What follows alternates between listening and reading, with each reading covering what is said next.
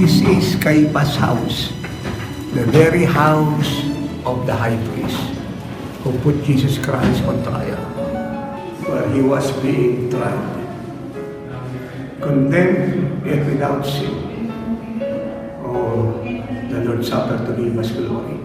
And let the suffering be preached worldwide. For the suffering humanity experiences glory. Because Christ is the only answer to the world's crisis. At ito yung lugar na sinasabi ng San Miguel. Anong sabi na ito? O Lord my God, by day I cry out, at night clamor in your presence. Let my prayer come before you. Incline your ear to my call for help. For my soul is afflicted with troubles, and my life grows near to them. In the world I am numbered with those who go down to the pit. I am a man without strength. So, dito ba lang naman yung agony sa kanyang trial. At dito siya inakyat. At yung oras sa trial, the Bible is alive and real. We are not a tourist, we are a witness of the truth that Jesus Christ is the Messiah, the only Savior of the world. He was tried, tested, reviled, ridiculed, mocked, rejected, killed, and crucified. But on the third day, God raised him from the dead. Actually, he was not on trial for any reason, but for one reason, for our sins and the sins of the world. That is the only reason why he was on trial. The only reason why he was crucified on the cross.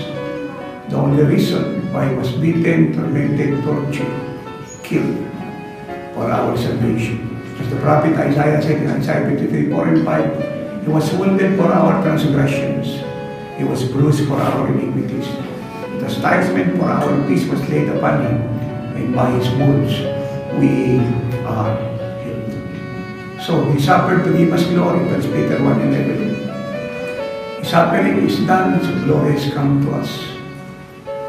And Jesus said in John 19:30, while he was hung on the cross of Calvary,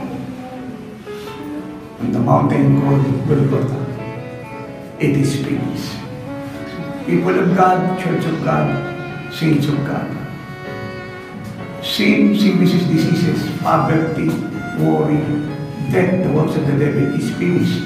He has paid the price for it. Now, our job, the responsibility is to tell the world about it, that they may be free and have eternal life. For the Lord Jesus said in John 8:34-36, those who sin are slave of sin, and they are slave forever. They will not live in the house of God, only the Son. But when the Son sets you free, hallelujah, you are free indeed. Let us preach the gospel for everyone to come to know the Lord Jesus Christ and be saved.